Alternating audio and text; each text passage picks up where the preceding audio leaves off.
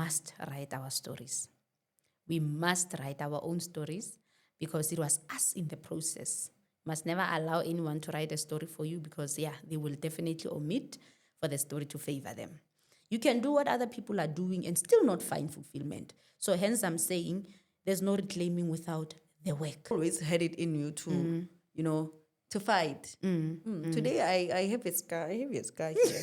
I can't forget. Welcome to Conversations with Madam President. Madam President, welcome. Thank you very much. Today I'm on the other side. Actually, the side have flipped now. Yeah. Madam President is on the hot seat. Yeah. So today we are going to be discussing a few things. But tell us, man, I'm sure people are asking themselves, who is Madam President? Because I'm sure when they think about you, or when they look at you rather, they're thinking this very serious woman, this very, woman who has everything in order. Man, tell us something different that people don't know about you, something interesting about yourself. Interesting. Let me think about it. I think one thing people don't know about me, I love a peaceful and quiet life. That's why it's a privilege for me. It's something that is in me and that taught me I actually love this peaceful life, the peace that is not, I don't know how to explain it, but Makhaing, it's quiet and you are able to do a lot of things in a quiet space. So I'm that woman who grew up Makhaing, and that's something that I love, and I believe that even in the future, I would always opt for quiet places. They just does something magnificent to me, and I think that's an interesting point. Yeah. What was it like growing up with Kgaugelo? Tell us about that, Madam President, we didn't see. Yeah. It was interesting. We grew up different. I think my viewers need to know that you are my sister. And I've got to expose you. So that when I narrate the story, they get an understanding. You know what? Growing up at home was an amazing experience. I got to be myself. And we grew up differently. You were more of a girlish one. I actually wanted to get there. And if you were not, I was going to delve in. Now I was more of that protective shield to my siblings, right? I was that sister, not really sister, but sister brother, kind of like, because I've always been the shield to you guys.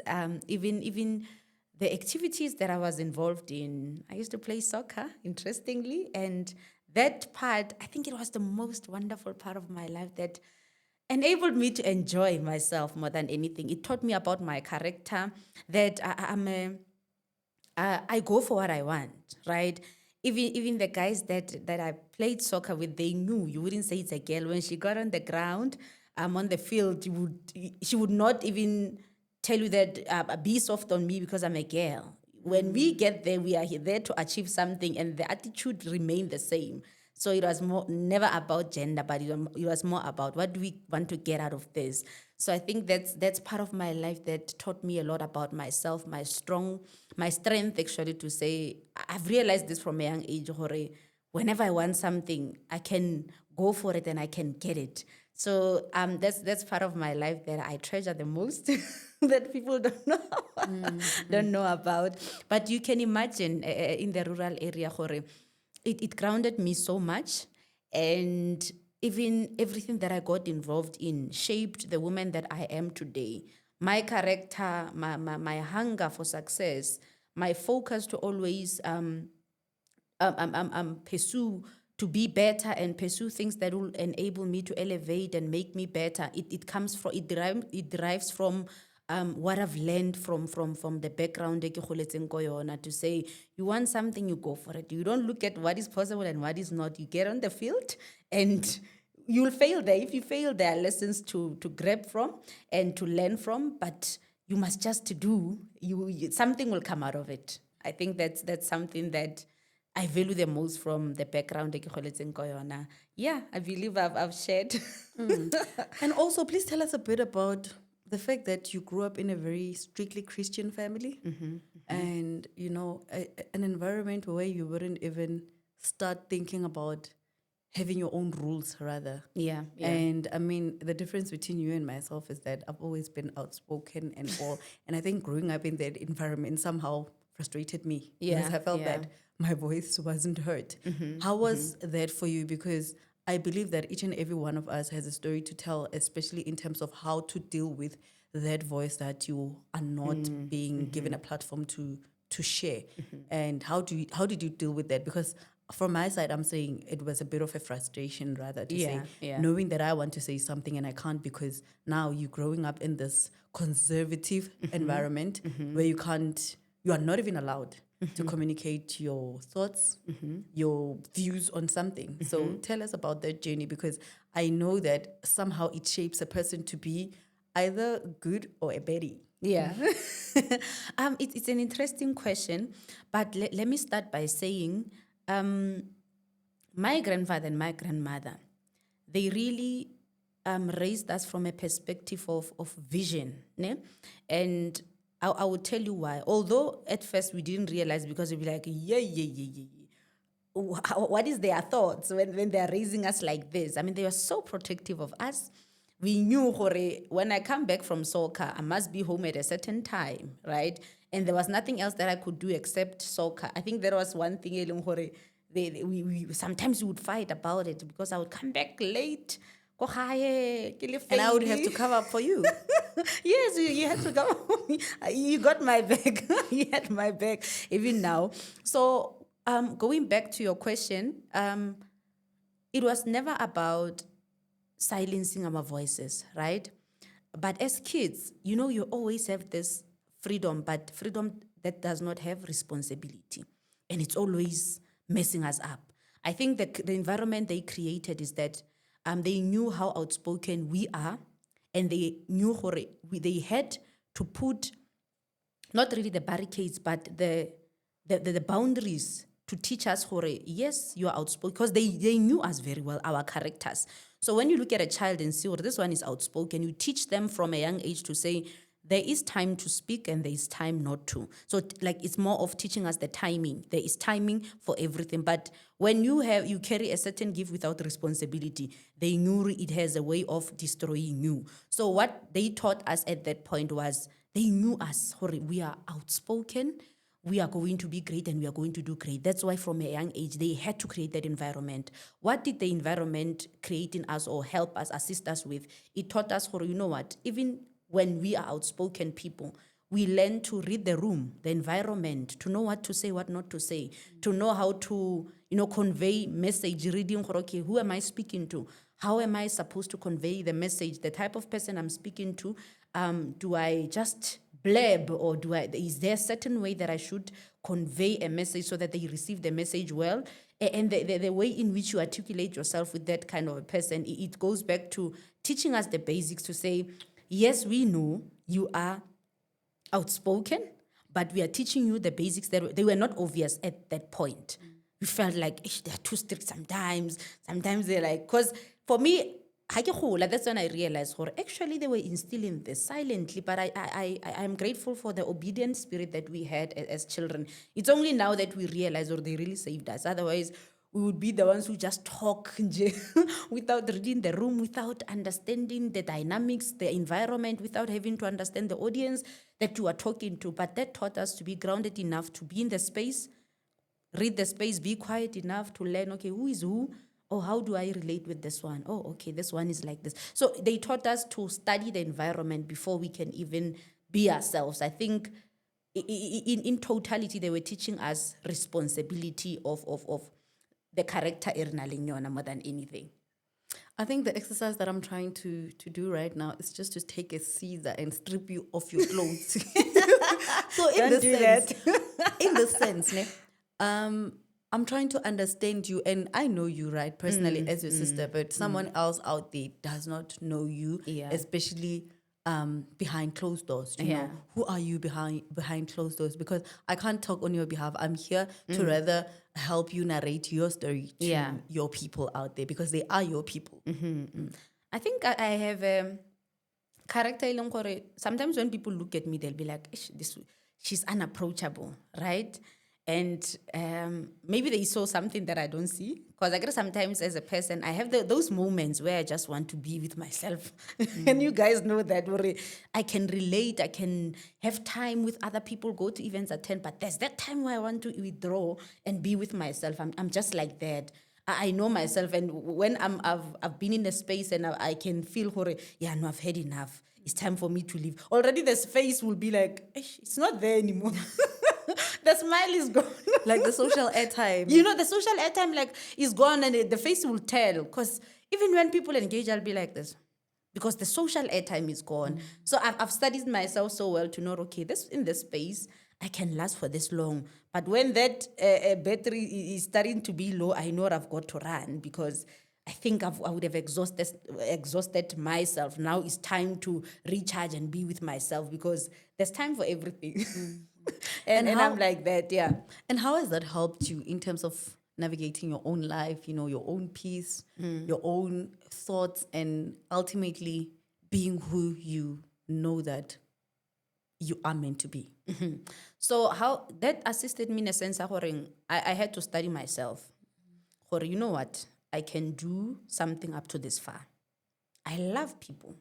And even when I'm in a space, I believe I have that thing of making people feel loved, seen, and because I do that naturally, right? I also am conscious of the fact that I need to recharge.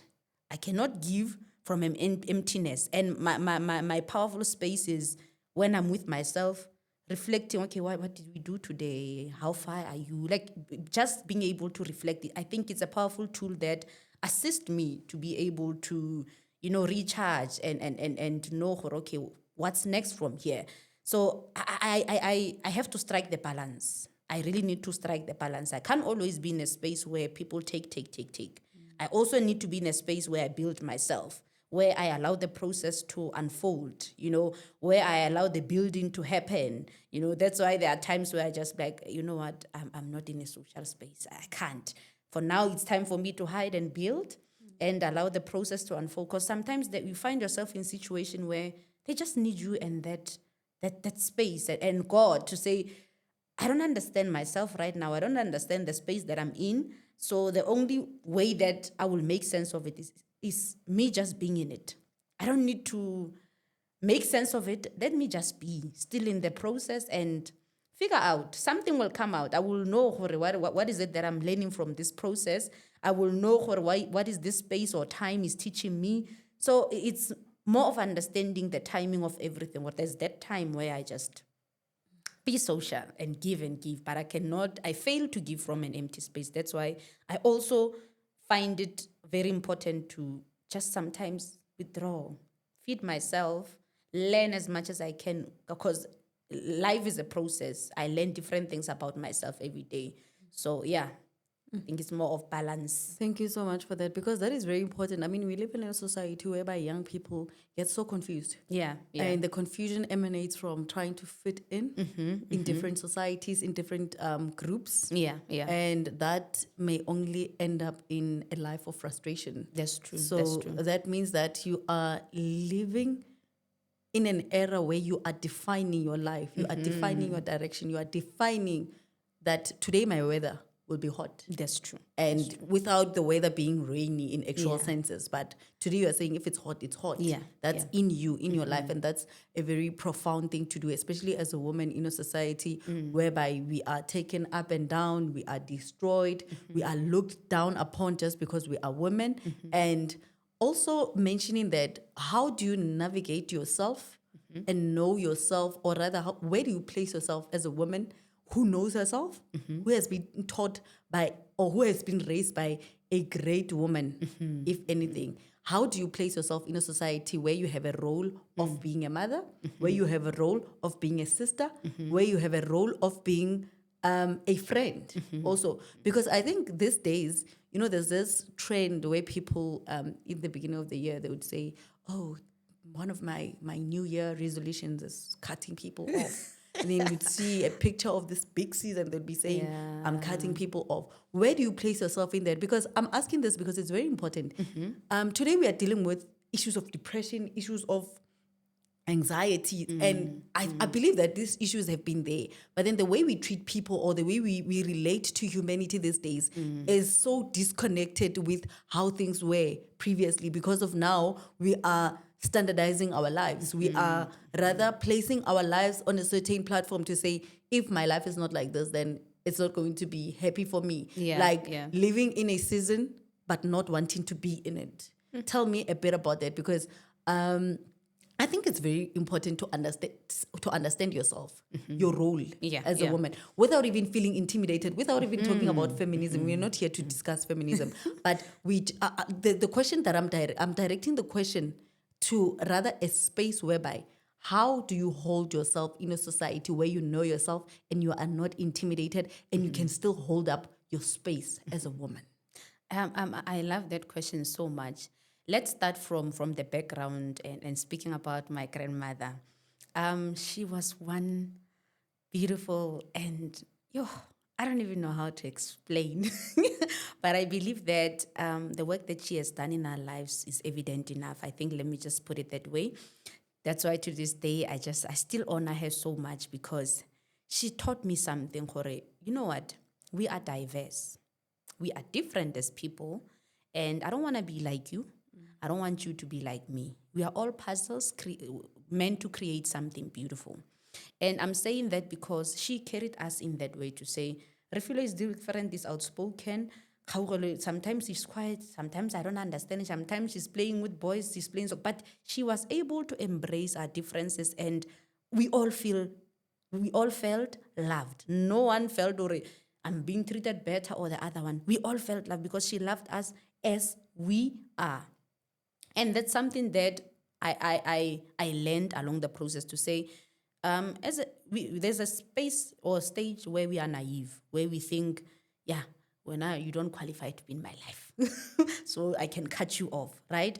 But experience, with experience, you learn that every human being on this earth has something to teach you.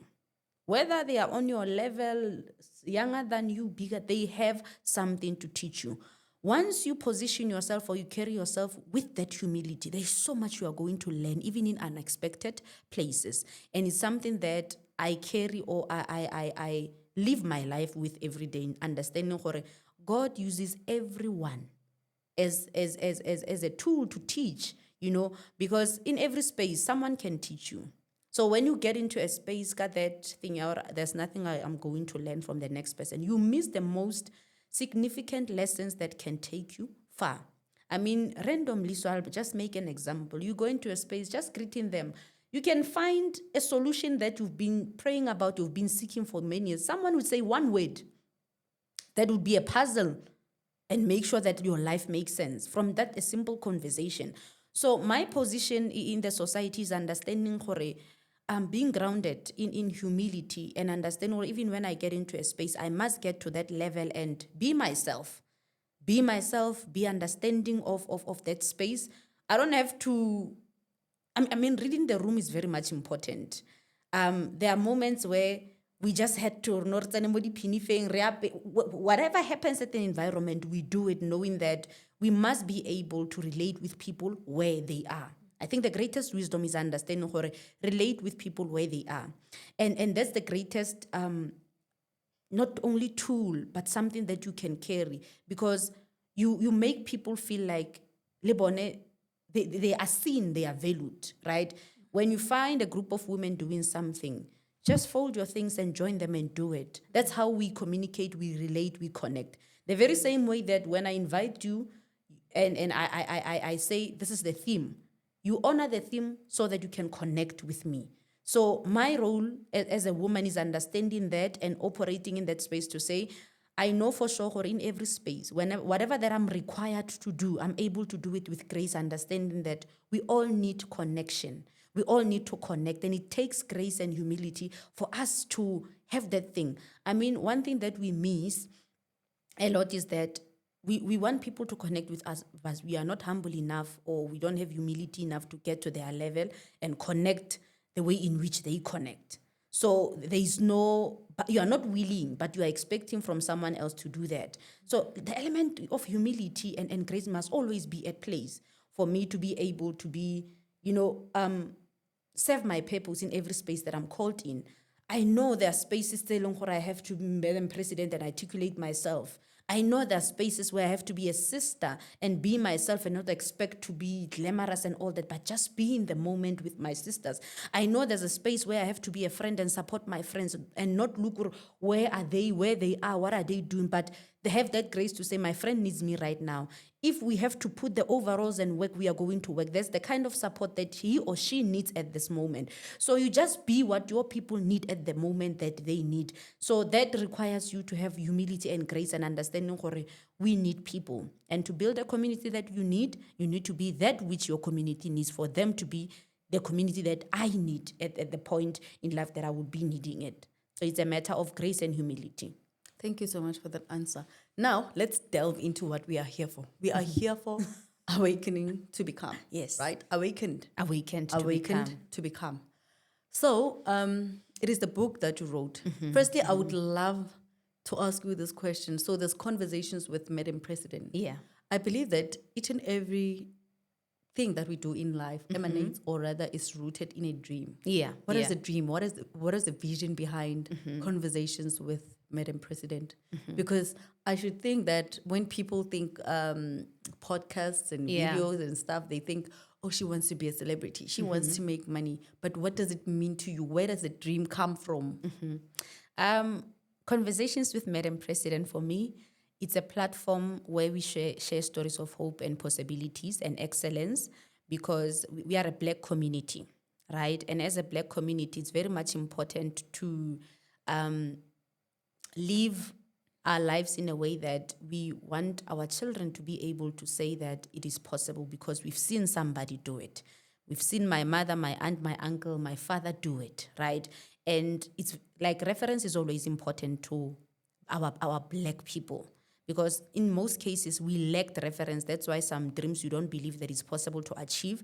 We think it's for other people. So this is a platform to remind them, or even in years to come when they feel like they can't do it. Everyone that I've called here, they've got a story, but they were able to overcome and achieve great things. So this is me leaving a trail or a pathway to them to say, when things get hard, just tap into this space and understand what every person that I've called here, they had a story of struggle, but they also had the power of victory and of excellence, and the impact that they are doing. For them, it will be possible. So it's a trail of possibility for them, and to teach them that, you know what, in life there is failure, it's okay, but you must never ever think that the color of your skin determine whether you're going to be successful or not. By the virtue of being Black, you are excellent, you are amazing, you can achieve great things. So this platform is for that, to say those that are coming after us, generations and generations to come, must be able to refer even when things get hard. Conversations with Madam President is there to remind them that by the virtue of you being a human being, a Black man and Black woman, there's so much that you can achieve, and there's so much that, you know what, you can contribute to make impact, because whether you like it or not, we are here and we are excellent, going to achieve great things. That makes sense. So now I've got, actually I drafted questions because I know who I'll delve, right? So in order to make life easy for me, I've got questions drafted, right? So the title of the book, and like you saying that, we are here to be, we are here to exist. Right? We are here to occupy spaces. We are here to be. Right?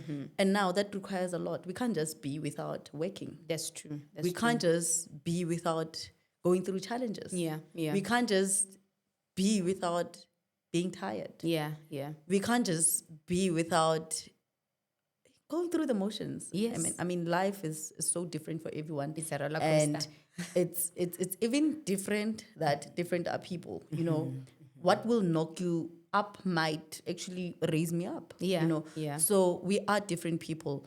The title of your book, and I'm saying this from a perspective of, there's a young Black child who's sitting at home and they are writing and they don't know where to from there. there's a young black boy or girl who's sitting at home and frustrated Yeah. by a situation they could pen down. Because I mean, at some point, we want to say so many words, Yeah, yeah. but there comes a time where only pen and paper can understand you Absolutely. and can hear what you feel. Absolutely. And can actually listen to the rhythm of what you are feeling. So take us through that, because I think writing is a journey. It is. On It its is. own. It is. Writing is a journey. So take us through your journey of writing, because I don't think you have a story of someone else, but Yeah. your story.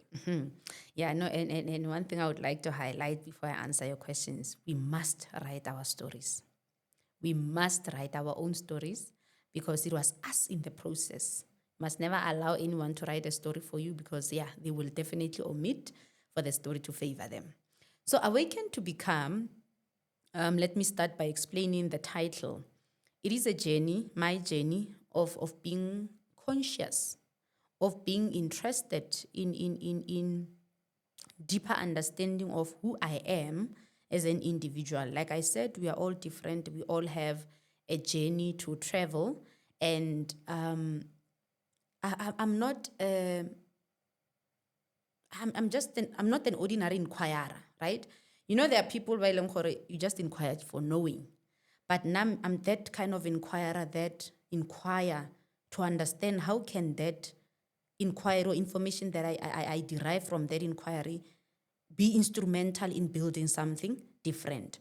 So Awaken to Become was me getting to that space where, okay, ke goletse ko magaeng, a beautiful home, and I could see the talents and the power, the characteristics, and everything that I carry in my my great grandparents, in my grandparents, in my parents. It is great. However, there was that burning question to say, how is it that with this greatness, there's a level that they have not yet reached, right? Because I see we carry the same thing. I can see we all have the gifts and the ability to lead, the presence. We all have what they have, and all of those things that I've learned about them. It represents nothing but excellence, right? So when you see those things and you wonder, how is it that there's a certain level you've never reached? Now I get to question. It's a question on its own. It's an inquiry that requires me to go deeper, to say, my grandfather was one great leader, very courageous. And I see that in me. I see that in my siblings. That means this thing is running within our DNA. It's what makes us who we are, right? Now, how do we build this to make sure that we make impact? Impact that does not only end in the household, impact that does not only end in the community, but presence like worldwide, and impact that is evident enough to make a difference in someone's life, not only in the community, but the impact that reaches places that we never imagined. Now I have to sit down and question those things. Okay, they have this. Why is it that they have not reached a certain level? As a person, you question, you study. I had to go through the process of studying my DNA. What are their strong points? Both from my maternal and my paternal. What are their weak points? And there's an African proverb that say, unless you are prudent enough to learn what killed your father, that which killed your father might kill you. So it means that unless you are woke enough to learn the patterns of your generation, you might find yourself not suffering, but experiencing the same fate as they are, because you were not curious enough to understand what are the good patterns of my family, what are the negative patterns of my family. And the negative ones, you can be able to actively work on them to make sure that you don't fall into the same trap, or you don't fall into the same challenges that they went through, because by the virtue of your DNA, your genetics, you are prone to go through some things that they went through, unless you are curious enough to study so that you understand, what, if they didn't make it here, it might be because of 1, 2, 3, 4. That means I must choose a different path for me to be able to do it differently and succeed in it. So you learn what are what made them not to reach a certain level. And you also take those things very seriously and you intentionally work around them to say, okay, this must have been something that made them not to reach the certain place that they had to. Therefore, I take it upon myself to ensure that I'm conscious and I'm moving differently by the virtue of knowing their bloodline is running within me. So by virtue of that, I might suffer the same fate, or I might experience the same fate. So Awaken to Become was more of understanding my generational patterns. And that taught me a lot to say, being ignorant is very costly.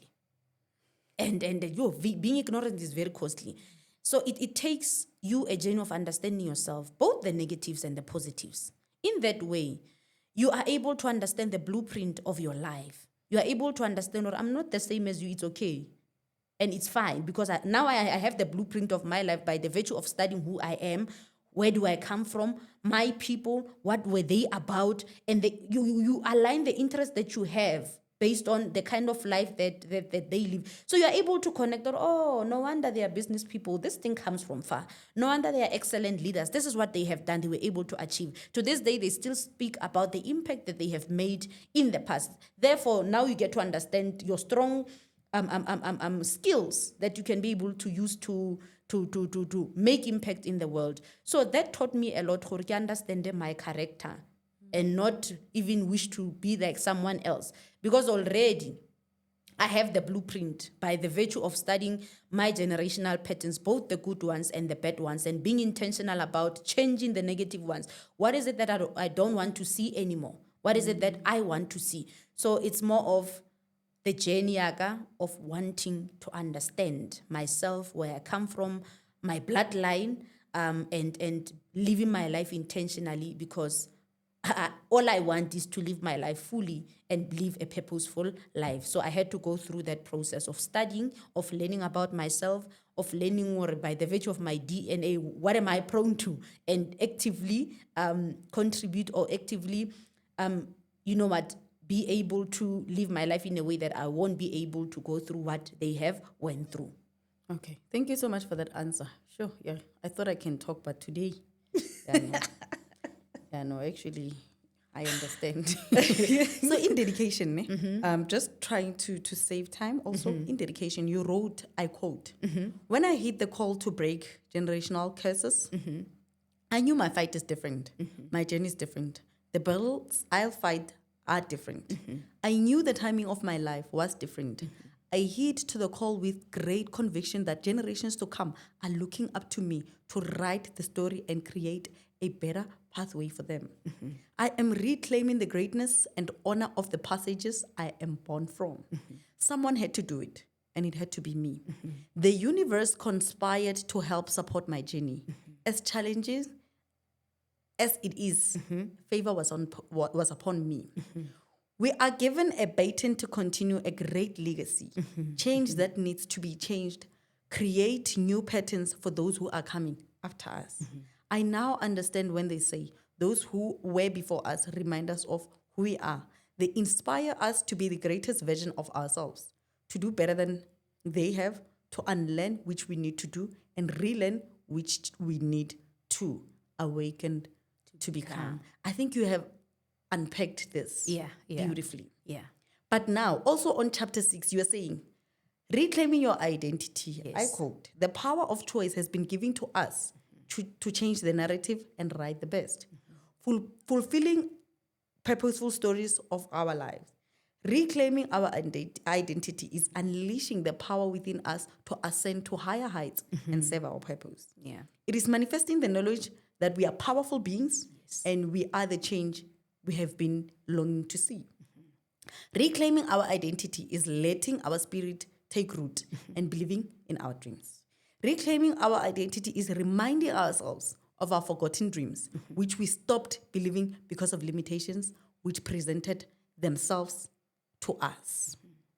It is understanding that the power of finding and recreating new narrative is grounded in our belief of who we can be, and that power is in our hands. Yes. What message were you trying to convey? Because I find this very relatable, and identity is very important to me. And in my primary school, I remember our principal actually used to say, do not follow crowd, but develop your own identity. Uh-huh. That for me, it means that identity is about you and not about the person you're trying to impress, That's or not about the person that you're with, or not about me as your sister to say, I must be like Refilwe. Developing your own identity is understanding that I am Kgaugelo. Who is Kgaugelo? What does Kgaugelo want? And who is Kgaugelo outside of Refilwe and the other siblings? So that's what I'm trying to understand, because I resonate so much with this passage that I've just read out. So I like this quote, dear Franz Fanon, who says, every generation must determine their own assignment, right? So in a nutshell, what he was trying to say, Hore, every generation have got an assignment. It's either to follow the crowd or to define and create a pathway. And we have that power. But it's unfortunate that most of us don't want to do the work that is required. There's no reclaiming without the refining. There's no reclaiming without going through the fire. There's no reclaiming without unlearning and relearning. So it's a process on its own, and it's a painful one, because imagine from my space, I had thought, oh, this is who I am, just because everything around me gave me a sense of identity. Until you sit down with yourself and learn, it's easy for things around you to give you identity, but the spirit yearns for something meaningful. That's why even when you have all these things surrounding you, you feel empty, because you get to understand, it's not about the things that you have. You can lie to yourself and define yourself. Yeah, now I'm this rich person who does this and this. Yeah, I'm going to show you what I have, but it's never about that. The spirit can tell you, or you can be in a crowd, but still feel, I don't belong here, because it's telling you the truth. That it propels you to sit down with yourself and learn and figure out who you are. You can do what other people are doing and still not find fulfillment. So hence I'm saying there's no reclaiming without the work. And the work is painful. The work is painful. That we need to be conscious of, this journey. You must be able to pursue it knowing, there are a lot of battles that you are going to fight. But at the back of your mind, you get to understand, these battles that you are fighting, they are worth it. Because there's nothing powerful like someone who knows who they are, what they are here for, and they move different all the time. They are not moved by the trends. Trends can come and go, but they still be remaining. Because there's something that grounds them and center them so much beyond everything, every noise that is around them. And for you to realize that, it takes time. Sometimes you've got to be alone to figure out and understand who you are. Sometimes, you find yourself in a space where you just have to make sacrifices to say, I've always thought this is who I am, but now I have to, hide myself, learn about myself, try to understand, why do I think this way? Why am I interested or attracted to these things? Because I mentioned her ignorance is very costly, and it's very costly because it just gives you what you can. It's like a dopamine, no. Then after a while, reality knocks to say, hello, it's me and you. Where are we? Now it knocks to say, I don't understand myself. Sometimes you don't even understand whether you are going or coming back. Sit with yourself in that frustration. Figure out. I mean, there are a lot of clues that the universe always gives us, but because those clues are not like yours next door, then I feel like that means it's not the right thing to do. Listen to yourself, understand the signs. Where are they leading you? What is it that you develop interest on? What is it? Sometimes it's that thing that you are running away from. What is it that you are running away from, but it keeps on confronting you? Maybe it's time for you to confront it. Maybe that's where your role is. Maybe that's where your role to change the narrative is. Because most cases, the things that we run away from, it is us who are supposed to, make a difference in that field, right? Because they are meaningful to you. Once you run away from something, like maybe sit down with yourself, check, why am I run away from something? Maybe you've been given the power, the wisdom, the ability to bring something new, to write a different story in that field. Because yes, it hurts. It hurts to unpack some things. It hurts. Pain is part of the process, but wisdom comes from, traveling that journey where we learn, in life there is pain, in life there is time for you to sit with yourself, confront yourself with uncomfortable situations. It's fine, but you must confront them, learn as much as you can from them, and move with that wisdom. That's how growth comes. So that's how the fire, that's how you go through the fire. It's not simple. Sometimes you're not gonna know whether you are coming back or you are going, but just know you must move forward. It's only after you get to realize, oh, this is why I had to go through this. This is why I was experiencing this. And when you get on the other side, you appreciate it even more, and you view pain differently. You view pain differently, and it changes. You are able to have grace. Just because someone is going through their journey, you don't even have to judge them because you know you went through it. You have grace enough to pray for them, to cover them so that the journey doesn't swallow them. Because for others, they don't come back from it.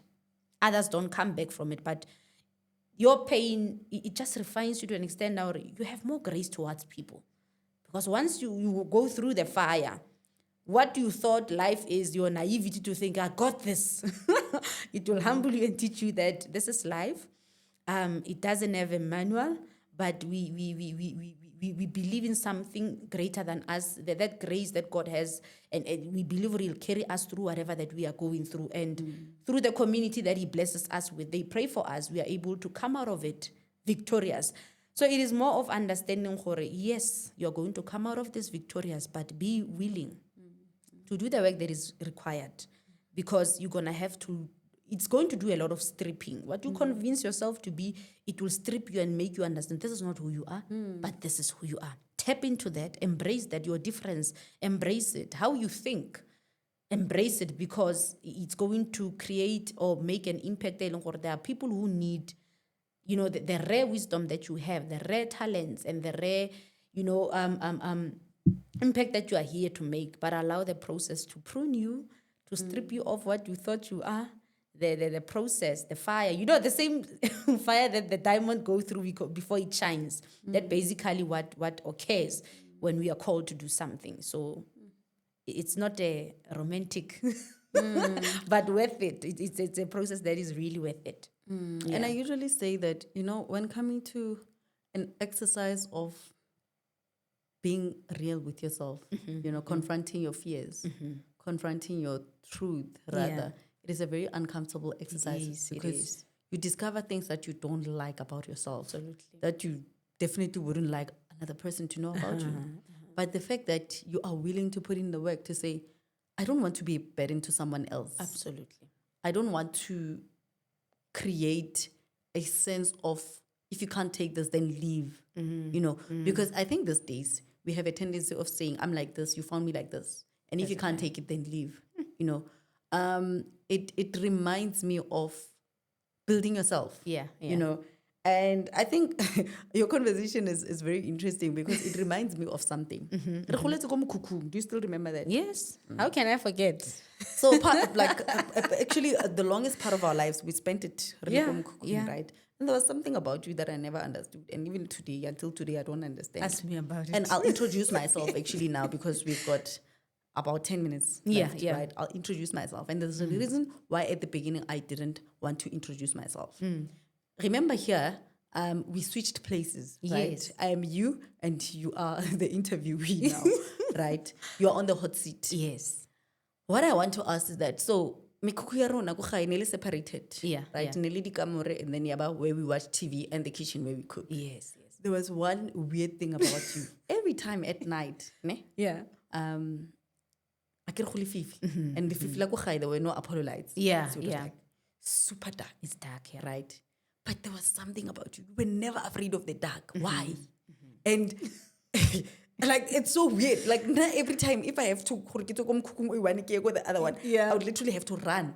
And although I never really showed it, but okay, my brother showed it so obviously. I don't know you would, because I the would, screaming. but then the screaming, because I would scream a lot. Because if I'm frustrated, I love screaming. I scream because it helps me what?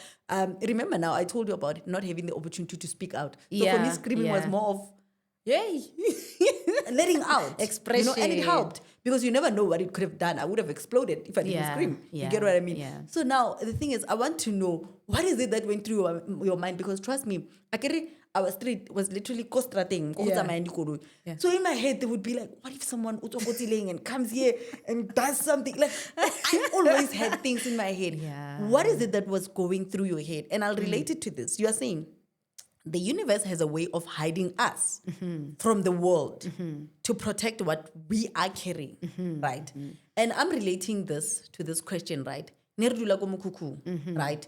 And for so many people, for us it was normal, Yeah, but for so many yeah. people it was abnormal. Gore, re kgona Re yang, kgona, you re know, phela because yang, when it's yeah. cold, it's so cold, like Yeah, it's super cold, yeah. it's scorching cold, right? And when it's hot, it's super hot. You don't want to be inside. O tlo batla ho tseya sponge o lo dula ko ntle, right? Yeah. And I'm talking about the fact that, you know, being seen as an underdog, you know, there's that thing of being seen as an underdog just because of a certain aspect of your life. But Runa, the funny part is that we never saw ourselves as the underdogs. If anything, we excelled in every little space that we occupied, be it at church, be it at school, be it in the community. We excelled with grace. So I want you to relate this. I'm going to read it again. Yeah. You've got literally 8 minutes. Now I'm going to formally introduce myself. My Yeah. name is Advocate Refile Managa, and I'm your sister, Indeed. your second born ya Mama Rona. Yeah. Wena ungisietse letswele. Literally, right? Now, growing up with you, I've never understood that aspect of you. Gore wena no sa tshabe lefifi. And then ne ke le tshaba until today, like literally. Ke santse ke na le di-nightmarenyana tsa lefifi la ko gae because I never understood gore why tshwanetse go nne lefifi so Yeah, and why tshwanetse re nne ko mokhukhung whereby now you have to run o tswa ko roomong e nngwe o ya ko the other and now I would have to imagine gore yo what if something se tswa fela mo ditlhageng tsele because there was always grass. Our home was literally full of grass. Yeah, Right? yeah. Now, I'll read it again. The universe has a way of hiding us from the world to protect what we are carrying. Right? Can you share your experience in relation to this and also taking me through the journey that I never knew what is your vulnerability, of which Yeah. now I think I've always been an open book. Yeah, This is not yeah. about me and you. This is about you. But I'm your sister, and I'm asking you a question because now you're saying something about the universe hiding us from the world to protect what we are carrying, carry. and also the fact that some people may have seen us as the underdogs because of what? Re tswa ko mokhukhung. Yeah, And yeah. we know a fair share of go sokola and heavy. And that is why, most importantly, right now, we carry ourselves with so much grace that we understand when a person says hakina. Because Yes, also we yes. understood. And we also had to take turns to say, how Ricky Kupa this? Because you wanted this. Now, because it's not your turn, you have to literally wait. Yeah. How does that help you relate the situation? And give me your vulnerability because today it's scary and I'm cutting you literally. I'm stripping you naked. I want to know what is your vulnerability because I've never seen that. I've always thought why am I why am I brave next brave? Like give me that. I need to know that today. So with that, ne, I think I was not conscious when I was doing that, right? But I believe that as an elder sister, you literally grow this protective. I don't know how to call it. The protective ntwena ya gola mo wena because your siblings are looking at you. I'll relate with the soccer. I mean, ane re tsena sekolo, a gona motho o ne a tla le tshwara by the virtue of being my siblings. They know go bolong gore touch them, then you will have to deal with this. So it is something that came naturally to me. Maybe God knew gore as a firstborn, this is how I had to be. So I wouldn't say I had to learn it. It was in me to say I protect my own. And even outside, they knew, yeah, we can play soccer together, but touch them, I will fight with whatever that I have. They are my siblings. You don't touch them. So I think I've grown up with that thing in me. I was not intentional or rather conscious of it. Maybe it's because it came naturally by virtue of me being a firstborn. That protective thing came on to say, I've got people to protect. And I think I've grown up with that. So even if I had fear, I remember there was this time, this other boy used to, at soccer, sometimes he used to, become very, so I was fed up. I was fed up. And I was so, like, he I think, I retaliated at school. And he said to me, "Re tla kopana after school." Ne ke tshohile, but I couldn't show it. I was like, God, whatever you're going to give me, I'm going to fight.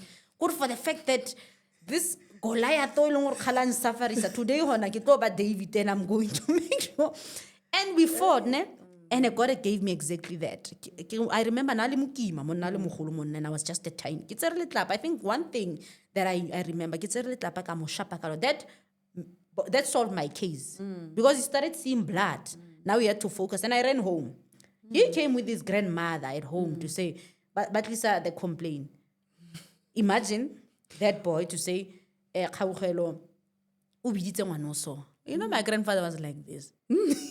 And he said to my grandmother, deal with it, because it didn't make sense. Looking at how big he was, because I'm sure my grandfather read Uraimo, something. So he had to say to my grandmother, deal with it, because he saw this case doesn't even make Actually, sense. I remember that very clearly. And to think, I didn't even say anything at home because none of it. And then at the same time, I believe that you always had it in you to, you know, to fight. Today, I have a scar. I have a scar here. I can't forget this scar.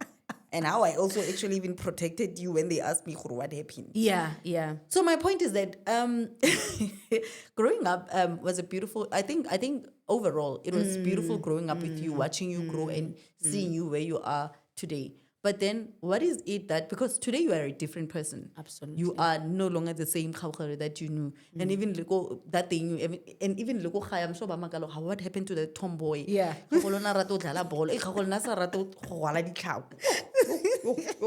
Yo, There's time for everything. there's time for everything. Yo. So my point is, obviously, you came like a bomb. Yeah. Like a surprise. And that's why I also referred to a situation of being the underdog. I'm an author, right? And I would not be in a position of being surprised if I'm someone else hearing that Refilo wrote a book. Yeah. But this is you. You are different. And I should think, you are not the underdog, but I'm talking in the context of who you are, how you were, and where you are now. You are totally different. Like there was a total transformation. Yeah. If So you get what I'll I go mean. back to what you said, Hore. The quote, Hore, the universe is a way of hiding greatness, because with greatness comes great responsibility. So each and every one of us has got to go through the process of character shaping, of pruning, of learning to be okay with not having anything, with learning to be in every situation and still remain yourself. Like you mentioned, there was a time we didn't have everything, but we still remained. There was a time when things got better and we didn't change. We were still able to relate with other people the same way. We never, just because things got better, ra exclude the other people. We remain the same. That's why to this day, we can still relate well but with the batho ba e leng gore re gotse le bona. I mean, look at Pinky Pekane to this day. I mean, how many years has it been? We can still relate to them, because that thing was instilled by the process on its own to say, it taught us to be, you know, if you don't have anything, you still remain the same. Shout if you out have, to Pinky Pekane. So in wrapping up, because now we are lost for time actually. In wrapping up, there's a beautiful black child at home who is confused. They don't know where they are going. And maybe they are at the verge of even committing suicide. The situation is that dire. And I'm putting the responsibility on your shoulder to say something to them, to change their outlook at life right now. What would you say to that child, to that adult who is confused, who is sitting with a situation that they thinking is solutionless? What would you say to that person? Now it's a do or die situation, and now you have to speak life into that person. What would you say in closing? Because I think we have covered almost every aspect about your book. And I think I love the most important thing that you say. Grace and humility is everything that we need in life and that other people need. And relating to people with their shortcomings and their strong points, right? So in closing, what would you say to that person who is at the verge of losing everything as a beacon of hope? Because you are that. I would like to say, I am you and you are me. There's absolutely nothing different. The strength that I have, you have it.